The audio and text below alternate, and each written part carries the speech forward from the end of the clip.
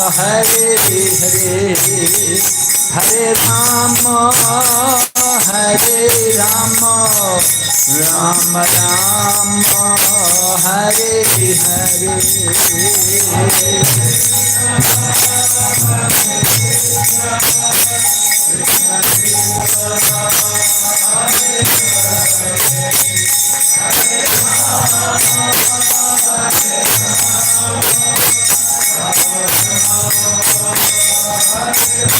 Nitai Gaur Hari Bo, Hari Bo, Hari Bo, Nitai Gaur Hari Bo.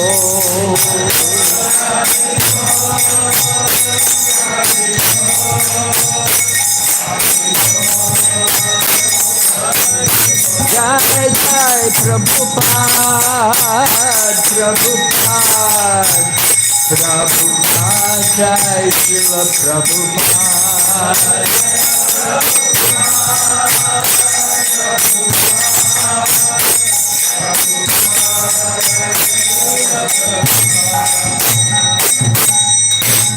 Gaur Premanande Haribo.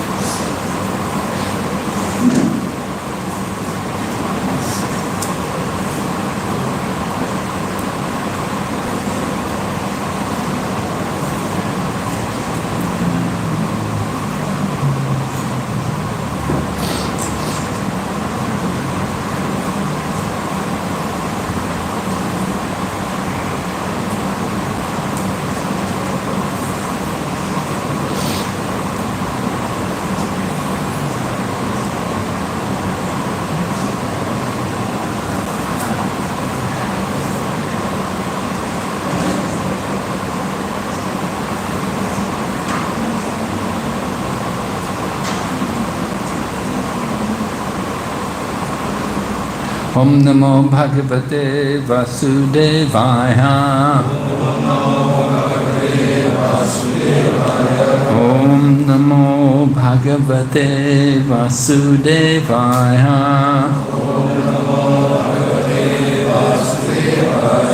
Om Namo Bhagavate Vasudevaya.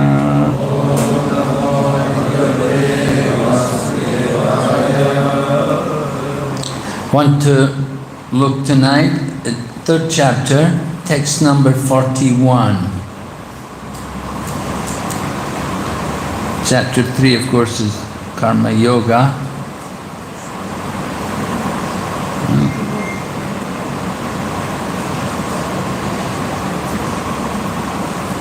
Tasmat tvam indriyani adhau. Tasmat tvam indriyani adhau. Niyamya bharatashyabha. Niyamya bharatashyabha. Papmanam prajahiyenam.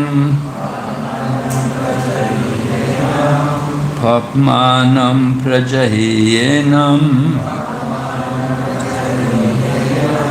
Jnana vijnana nashanam. Jnana vijnana nashanam. Tasmat tvam indriyani adhau. Niyamya bharatashyabha. Papmanam prajahiyenam. Jnana vijnana nashanam.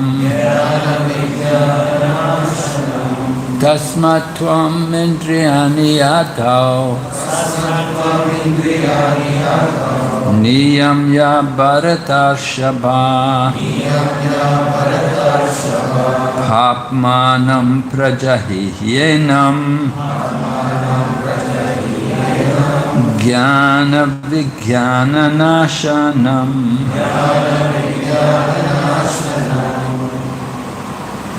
Others can chant.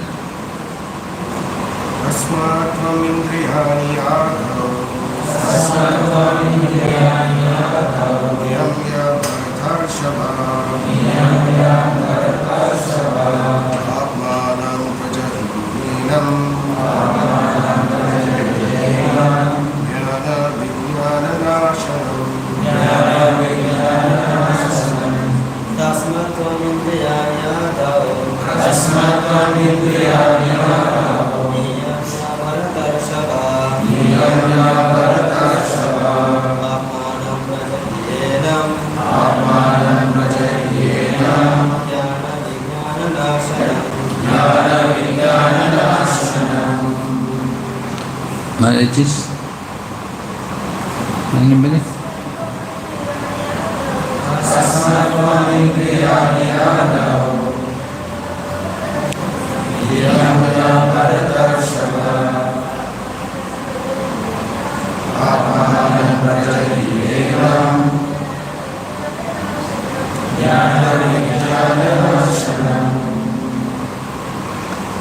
Tasmat, therefore, Tvam, you, Indriyani, senses, Adao, in the beginning, Niyamya, by regulating, Bharata Rishabha, O chief among the descendants of Bharat, Papmanam, the great symbol of sin,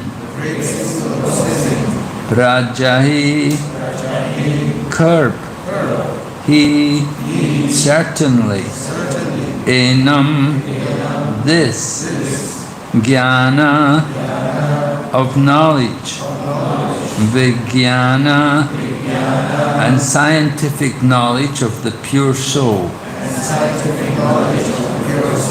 Nashanam, the destroyer. Translation.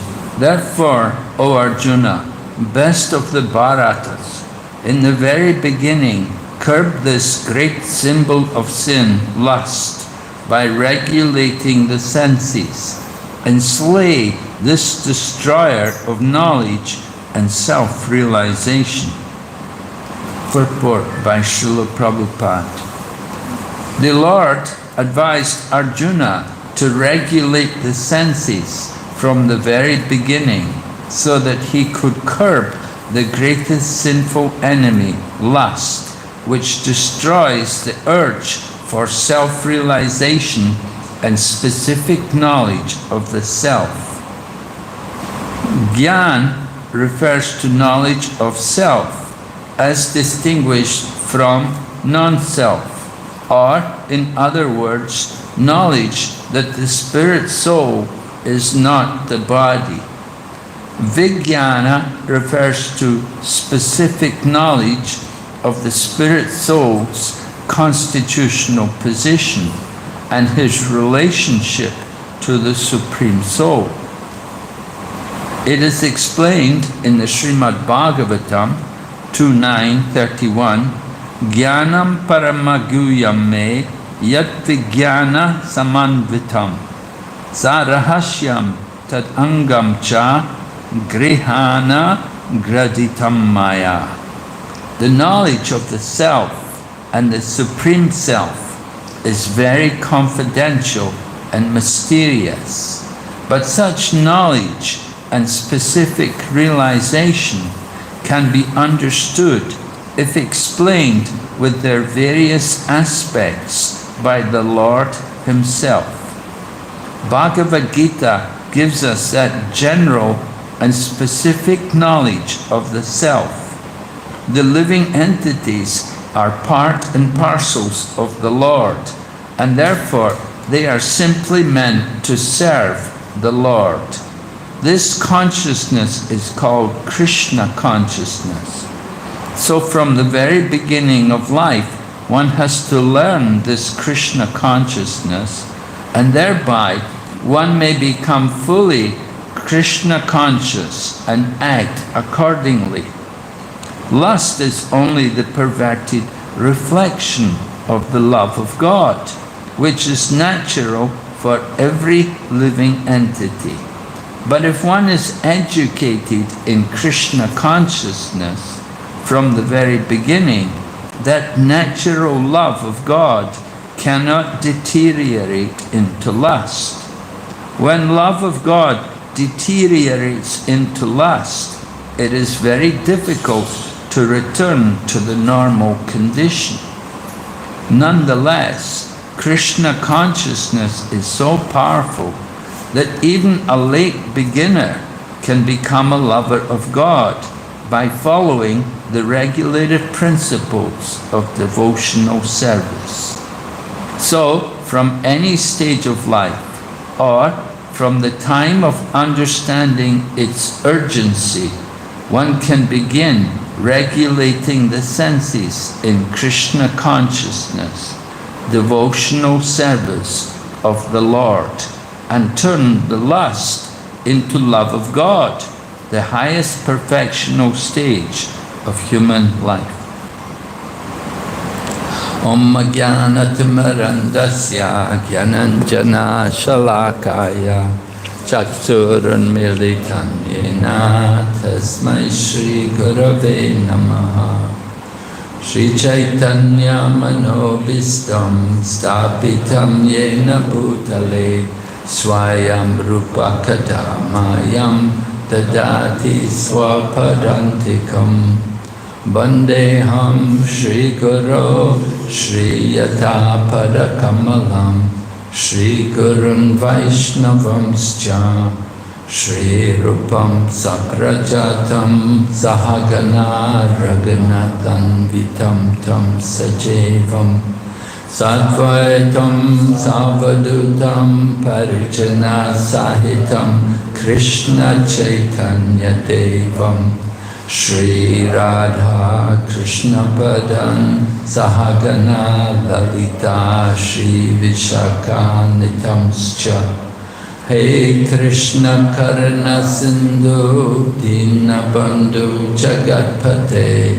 Gopesha Gopika Kanta Radha Kanta Namostate Tapta Kanchana Gaurange Radhe Vrindavaneshwari Vrishabhanusate Pranamami Hari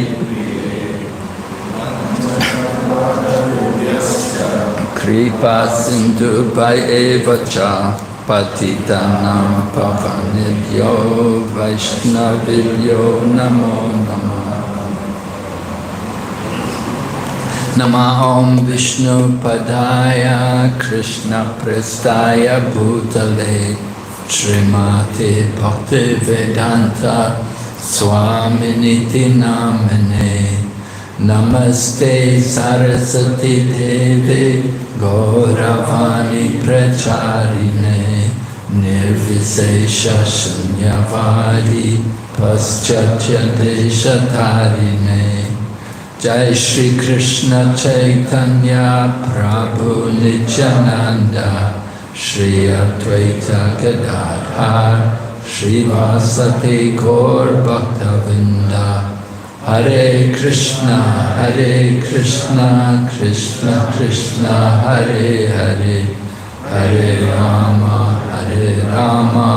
Rama Rama Hare Hare. So this verse, of course, comes after Arjuna had put his question to Lord Krishna a few verses earlier, where he asked Lord Krishna, why is one impelled to sinful activities, even unwilling, as if engaged by force? And Lord Krishna then began to reply by explaining that it's caused by lust, that it is lust only, O Arjuna. So,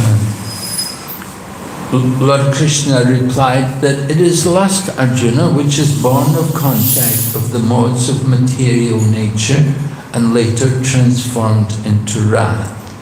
And he went on to describe that that lust is all-devouring sinful enemy. And then, of course, Lord Krishna goes on to give more information about the lust, how there are different degrees of lust, right? There's, we have the three examples are given. That the example about the mirror covered by dust, the embryo within the womb, and the third thing is fire.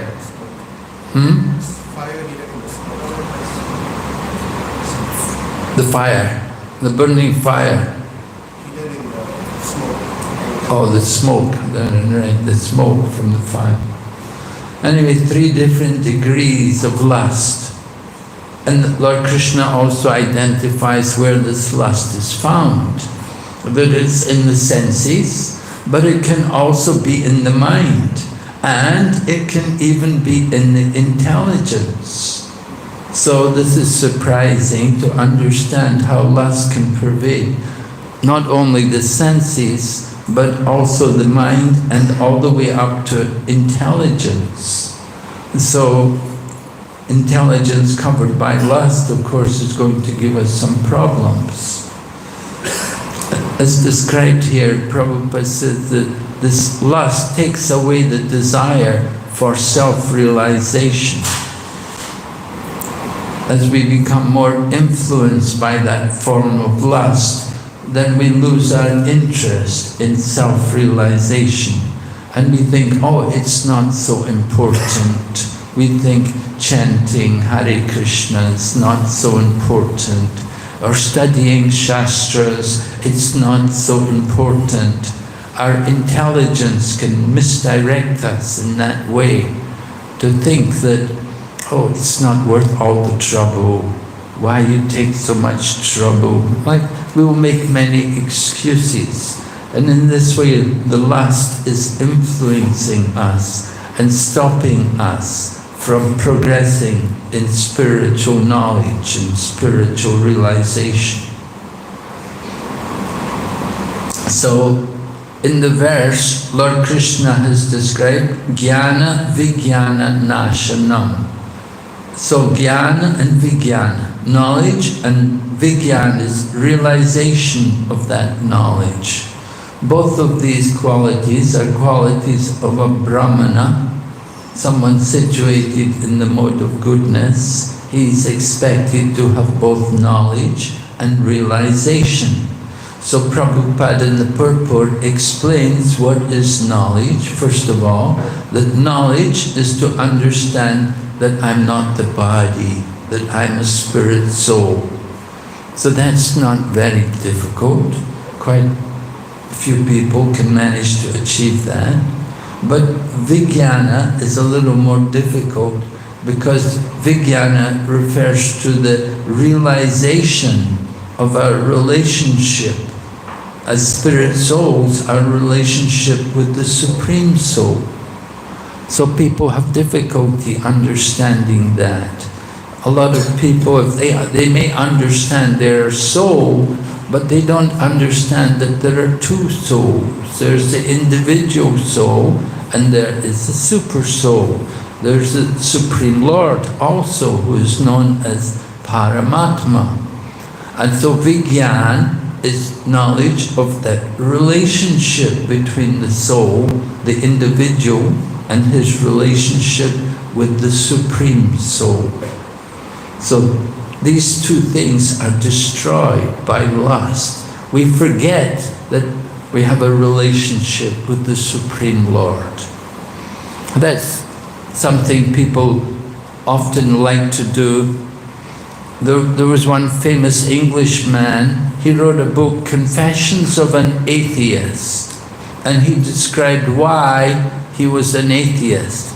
He said, because if I if I had to admit that I believe in God, then I would be obliged to stop all my habits, all my bad habits, all things which I do, which I know are not approved by the Supreme Lord, and they're not even approved by a moral society.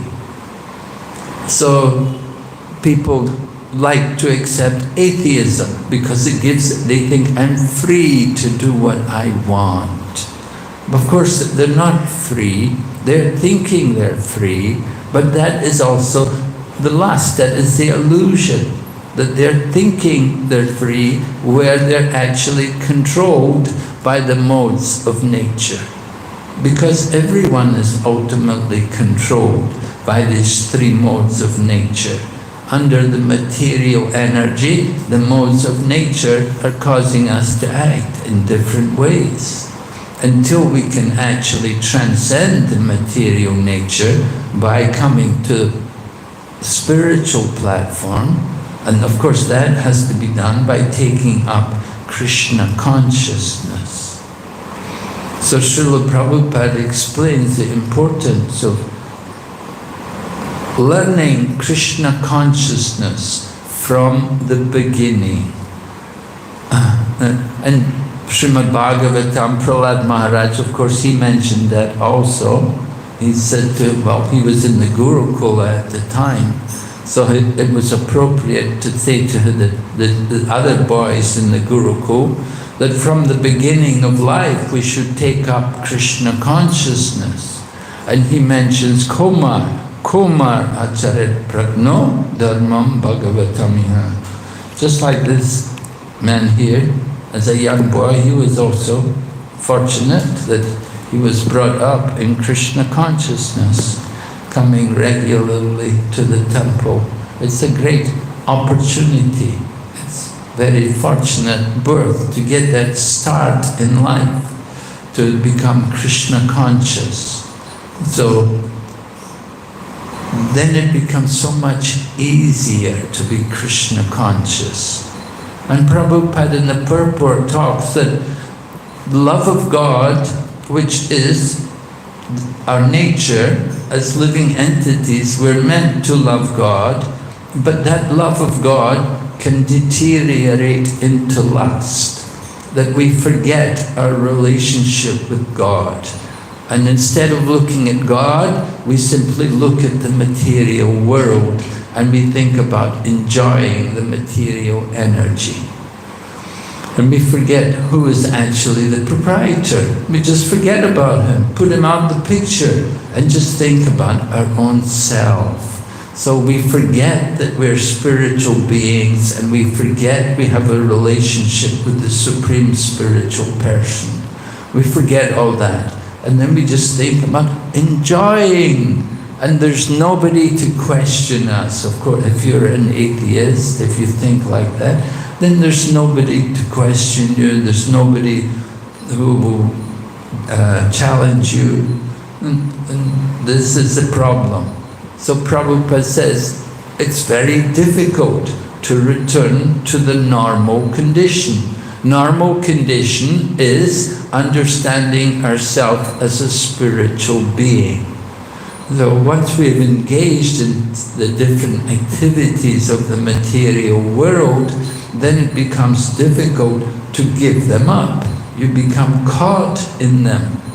Just like people become addicted to things like smoking cigarettes. So many people have difficulty to give them up. They just become attached, and it's so difficult for them to give up smoking cigarettes. And similarly, the same thing goes with alcohol, that people become attached to these things and they can't give them up. And it's very true also with meat eating, that people become attached to eating meat.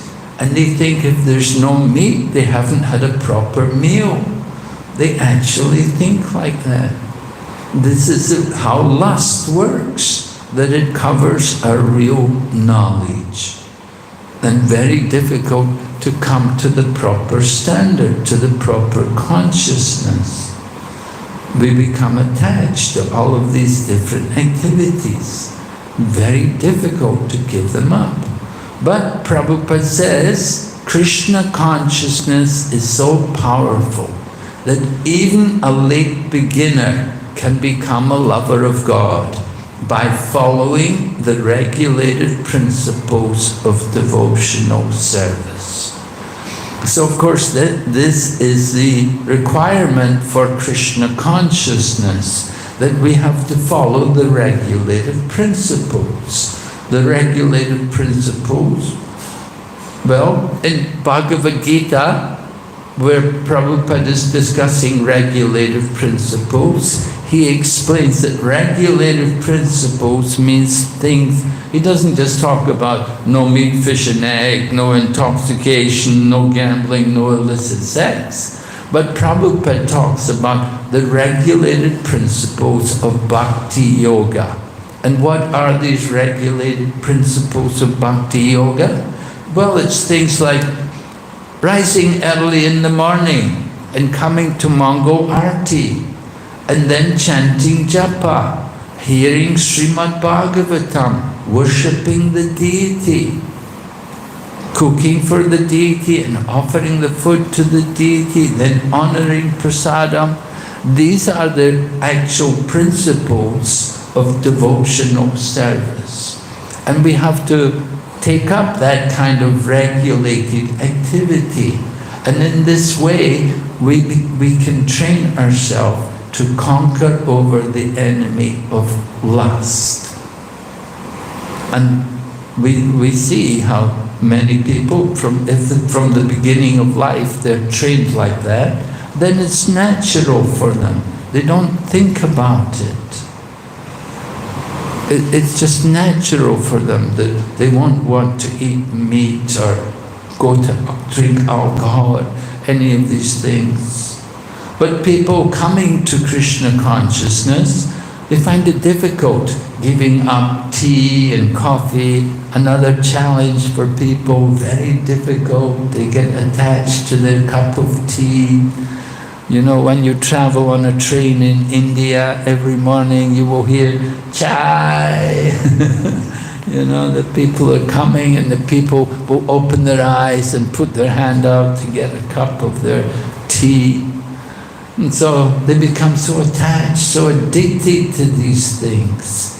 But if we have a Krishna conscious beginning in life, we practice waking up, especially if you live in the ashram, then it's very conducive to spiritual life. Nowadays, you know, I do see one program which is very successful, is having the students come and live in the ashram. And not like in India, they have things called BASE, Bhaktivedanta Academic Students or something. And anyway, what happens is it's a rented hop, maybe a rented, maybe a property we own, but the students come and live there, and some other devotees are also there, and they have a devotee program. And the students during the day, they go to school, they go to their classes, and they stay there, and they have to contribute, you know, pay something for staying there, for the accommodation, and they get the meals provided, they get prasadam, and they have also association with devotees. So it's a very powerful program to bring the students and have them stay together with some devotees who are regulated and who can guide them and who can preach to them. And they come and they live there in the student center, and they go to classes. And they have a very successful one over in Gainesville, in Florida, where it's been going on for many years. And a number of students at the University of Florida there in Gainesville, many even from Malaysia and from India, they stay there and they study, they go to study, and they stay in the center, and they have very nice association. And maybe they don't all get up very early in the morning, but they'll come, like in the evening there'll be a program for some time. or maybe it will be in the morning, or in the weekend. Everybody has to come on the weekend. It's a very powerful program. It gives them a chance to get that association, which is so important to conquer over lust. Because to fight on your own without association, then it's very difficult. People coming to student life, often they're not coming from a Krishna conscious background. They're coming from maybe non-devotee families, but they're interested in Krishna consciousness. And they're very happy to get that opportunity to live in that kind of association. So I've seen how many these student centers are working very nicely, especially in Delhi and Calcutta, Bombay and so on. And some of the students, even they go on to higher studies after they've been living together with the students. Some of them go on to higher studies, and some of them even go to the US to study and like that, But they're happy to be in the association of devotees.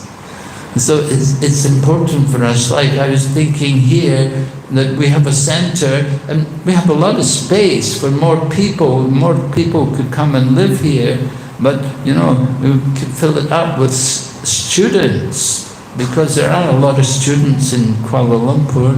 It could be a convenient way to increase the preaching and to reach out to more people, to give them the chance to have that association with devotees, and have more of the devotee lifestyle, waking up a little earlier in the morning and chanting japa. That's important.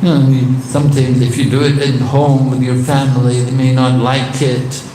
People who are not devotees, they may not like this kind of thing. But you're living with devotees, this is the lifestyle. They encourage you to do like that. So this is one way in which we can begin regulating the senses in Krishna consciousness. We put ourselves into the devotee environment, into the ashram. And it's just as in India, it's mainly boys, men, but they have also for ladies. A number of ladies also are there, especially in the US, in Florida there's a number of ladies also take advantage of this program. They also need to be trained. Not only men, women also have to be regulated. They have to be trained to conquer the enemy lust. Right? So this is how we can do it, by taking advantage of the association of devotees. So Lord Krishna is giving us the key how we can conquer lust. That we have to, in the beginning, we have to regulate the senses and curb this destroyer of knowledge and realization. And then, a couple of verses later, Lord Krishna gives another hint in how we can conquer lust. He says, this is in text 43, which is the last verse of this chapter. He says, thus knowing oneself to be transcendental to the material senses, mind, and intelligence, O mighty armed Arjuna, one should steady the mind by deliberate spiritual intelligence, Krishna consciousness, and thus, by spiritual strength, conquer this insatiable enemy known as lust. So, we have to develop this spiritual intelligence, which Prabhupada, he puts in brackets after that, he said, Krishna consciousness, right? We have to, material intelligence is not going to help you, but you have to have spiritual intelligence, and that will help you to steady the mind. And then It will give you spiritual strength. That we can, spiritual strength is different from material strength. Spiritual strength means we can regulate the senses, we can control the mind and senses, we can avoid the things which are harmful for our Krishna consciousness. So we have to learn how to do these things, because we are influenced by the material energy. And at any time that lust can awaken within us. Our love for Krishna can deteriorate. We forget Krishna and the lust comes immediately. Lust, of course, means Maya. We think about sense gratification. We think about lording over the material energy. And in order to defeat these desires, we have to have spiritual strength. And we get this spiritual strength by cultivating that good intelligence, spiritual intelligence. We get that kind of intelligence by reading Bhagavad Gita and studying books like Srimad Bhagavatam. So you can see Srila Jayapataka Swami Maharaj, he's encouraging so much the devotees to read Prabhupada's books and to take the courses which are available for Prabhupada's books. And after you finish the Bhakti Shastri, you should go on and study the Bhakti Vaibhava. And you can get courses which require only 1 day a week. It's, well, you know, two and a half hours a week. Once a week you can have class. And in this way you can be studying the Srimad Bhagavatam. It's very wonderful to have association with devotees to help us, to guide us in studying the scriptures. So Jayapataka Swami Maharaj, he's personally studied all these courses, all the way up to he's doing Bhakti Vaibhava, but he's already done Bhakti Vedanta and he wants to go on and do Bhakti Sarvabhauma, which is the final stage where you study the Chaitanya Charitamrita. But the point is, we have to develop this spiritual intelligence, and we get that spiritual intelligence by chanting the holy name and by hearing the philosophy. And hearing it, it's not only just sitting here, but we should discuss it in the association of devotees. Right? Lord Krishna describes the process of devotional service in the 10th chapter of the Bhagavad Gita, verse number 9, where Lord Krishna describes the Abhidaya Gyan, how we practice devotional service. He says there, Machita Madgata Prana Bodhayantas Parasparam Katayantas Chamam Nityam Tushyanti cha ramanti cha. He's describing the activities of devotees. He says, the thoughts of my devotees dwell in me. Their lives are surrendered unto me, and they derive great satisfaction and bliss by enlightening one another and conversing about me.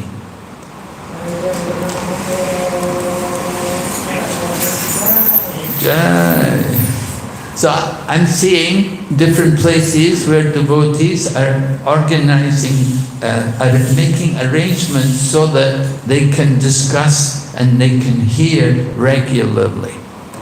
Just like in the Far East, we have every morning, we have the Srimad Bhagavatam every morning.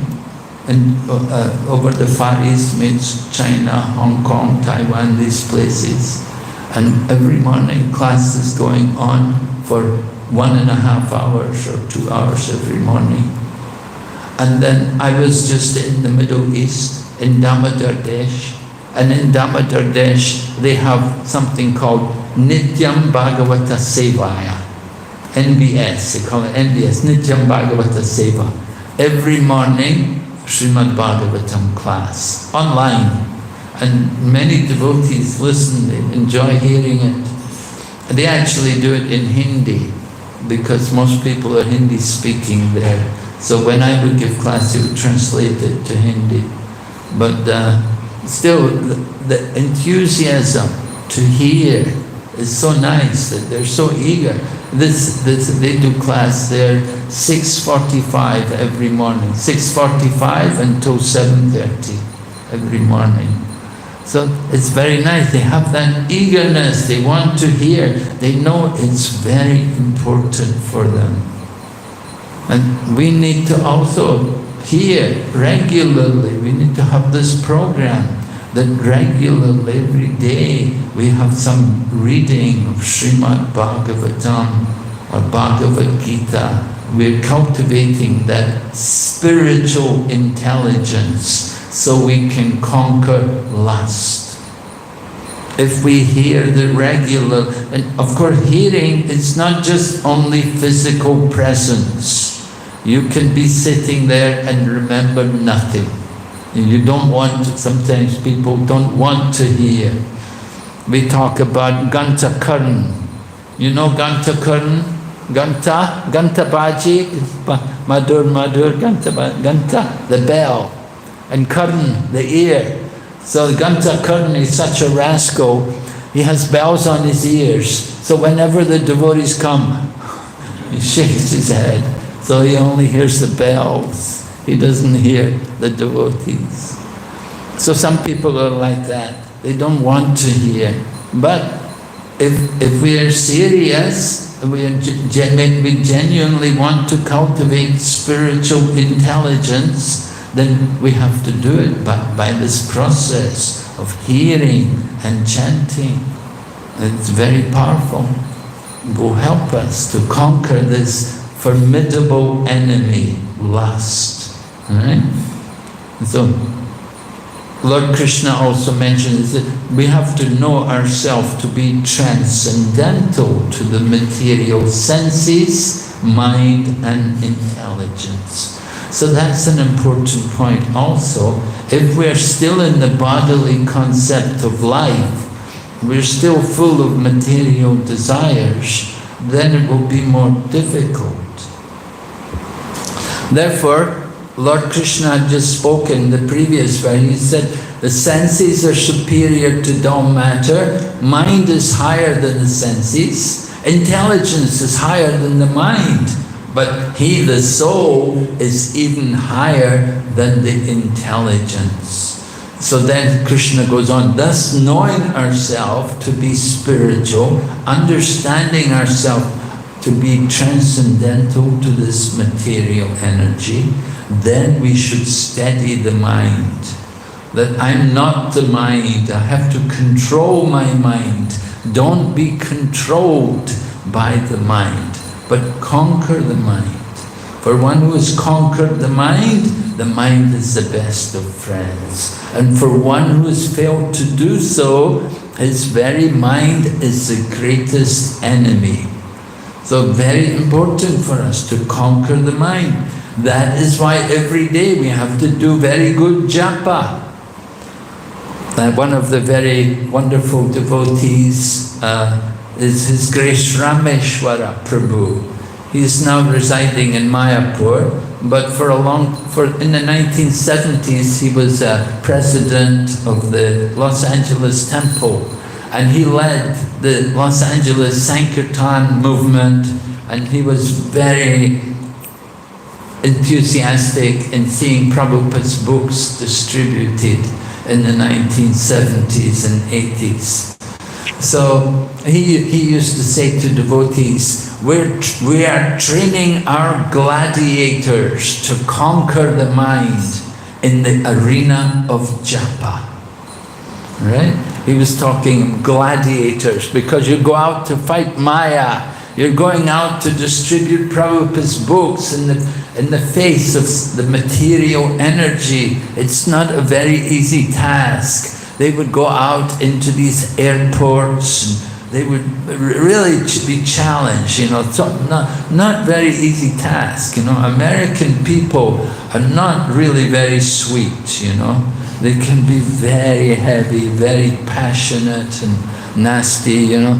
So being out there and trying to distribute books to people like that wasn't, so he called them, incorrectly called gladiators. And to go out there, you have to conquer the mind. You have to really be in control of your mind. Otherwise, you'll never succeed. You'll never stay out there for long. And how do we conquer the mind? First of all, japa is very important. We have to have very nice japa. Spend time to chant the holy name. Therefore, Srila Prabhupada gave us the morning program full of activities to give us spiritual strength. You want to get that spiritual strength? You come to the morning program, chant your japa, take part in the program every morning. You will get that spiritual strength. You will be able to go out there and fight Maya without any difficulty. You will cross over the material energy very easily. It is so powerful when you become empowered, because every day you are associating with Lord Krishna by chanting His name and by hearing Srimad Bhagavatam, seeing the deities. We become empowered just by their association. And so we want to take advantage of these activities that will give us that strength to conquer the material energy. And then material energy comes as particularly in the form of lust, which takes away our desire for self-realization. That's the destroyer of knowledge and self-realization. Okay, are there any questions or comments on this? Yes, Prabhu?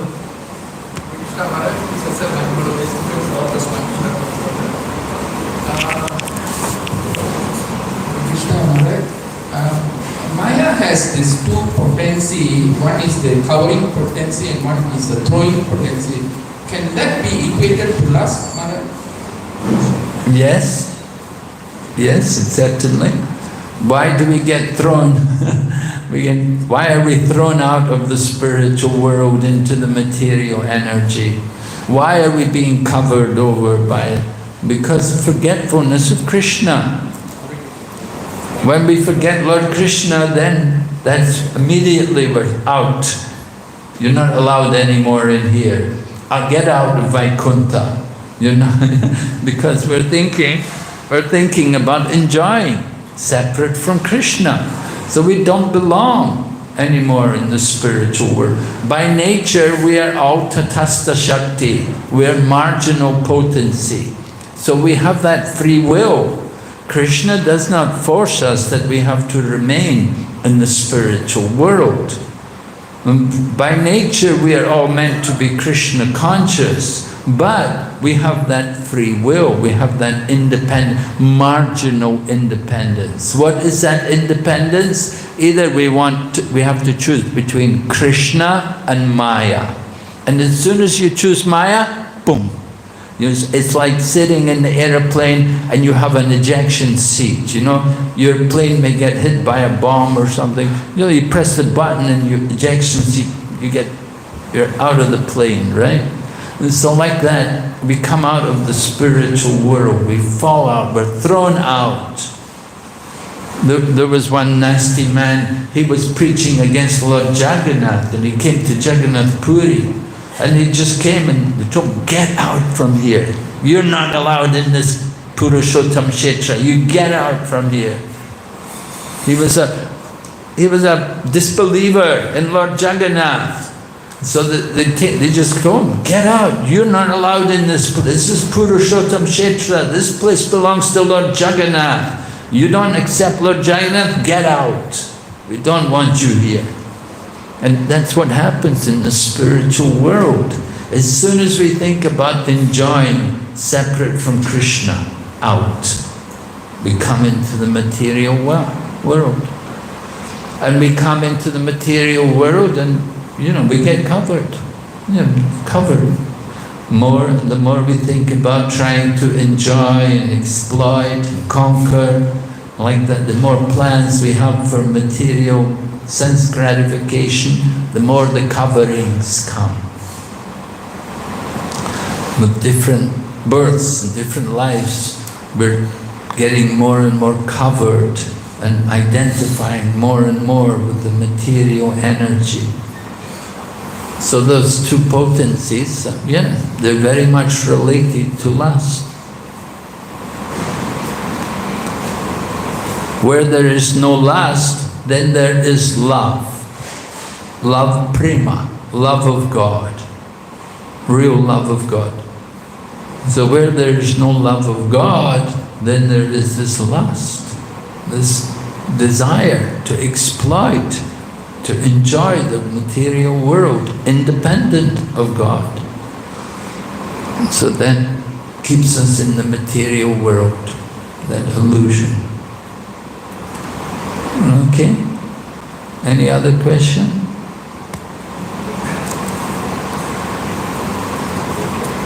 Anyone else? So everyone, yes, Prabhu? Sometimes Hare Krishna Guru Maharaj. Sometimes lust is very subtle and it affects us in various ways. Like for example, the gross understanding of lust is of course the like sexual attraction or things like that. But can we also say like there is lust for power, lust for desires for various other things? So these things sometimes affect us very subtly. How to be on guard against all this? And sometimes we take for granted, when we are in spiritual life, like how you are saying, we should do the Mangalarati. Yes, we do this, but sometimes the consciousness is not so focused and enthusiasm is not the same. So how do we ensure that we don't get carried away by this lust in these subtle ways? Well, we have to take advantage of things like association with devotees. Just like Bharat Maharaj had gone off to Himalayas on his own. And he was just one person there in the Himalayas. He'd renounced everything. He was already a very advanced devotee. And he renounced everything, completely detached himself, went off to the Himalayas. But there he became attached to a deer because he had no association. No one was there to stop him. So association is very powerful. You have nice association. People will tell you that you have to do this, don't do that. That this is not, what you're doing is not good, you have to do this. And so association is very important for us. And association can be also by hearing, that you hear from the media, you hear the different classes from the different speakers around the world. We have the opportunity to hear from many sources.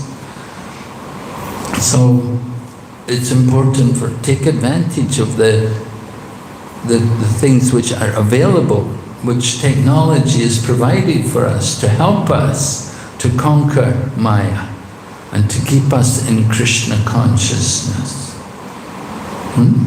If without that association, you can drift away.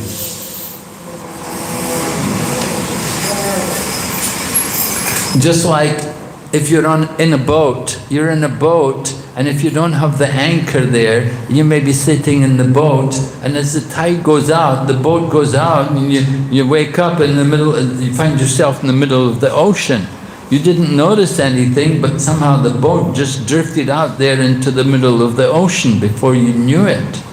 So that Maya also works like that. We don't realize that we're drifting away from Krishna consciousness. We don't realize what's happening, how we're becoming caught up in the material energy, unless we have that association. So it's important for us to have that good association. We talk about devotee care. Devotee care, that is good association. We should call different devotees, you know. Are you okay, Prabhu? I didn't see you for a few weeks. Is everything all right? You know, like that. We do need to keep in touch with devotees and make sure they're okay, look after them, and find out what's happening. Are you all right? Is everything okay? We're missing you, like that. We need to have association. We need to keep in touch with the devotees. Prabhupada set up this society so that we could have the association, so that we could be helped and we could help and protect each other and care for each other to progress on the path back to Godhead. So some temples are very organized in this regard. They have a nice structure. Every group of devotees will have a mentor, and you know, somebody who's there who's checking up on them, or regularly meeting them and guiding them. It's good for their Krishna consciousness, to keep people focused. They don't have to be initiated, but you know, they like association, they like to hear, so they can be part of the group and take part in the Krishna conscious programs. So we need to organize all these things, and you know, caring devotees, we care, we think about different devotees, help, what can we do to help them? Keep in touch with them. Make more programs, more Bhakti Briksha programs and so on. Very nice, very important. And as I say, for the students, the best thing is they come and live in the center here, you know. They take part they can be regularly here. Get away from television and all these things, you know. Yeah? Maharaj, can we also say that inattentive chanting offenses strengthen the lusts within our heart? Inattentive chanting is the seed of all offense. All offenses come up from that inattentive chanting. Bhaktivinoda Thakur says like that. From inattentive chanting, all the other offenses come. So certainly you can be the cause of material desires. Yeah. We have to constantly conquer the mind, right? So we chant japa not to enjoy the mind, but to conquer the mind. Make the mind hear the Maha Mantra. Okay? Any other questions? Okay, thank you very much. Hare Krishna, Srila Prabhupada ki. Thank you very much, Maharaj. I'd like to thank His Holiness Bhakti Vigyananda Maharaj for a wonderful explanation.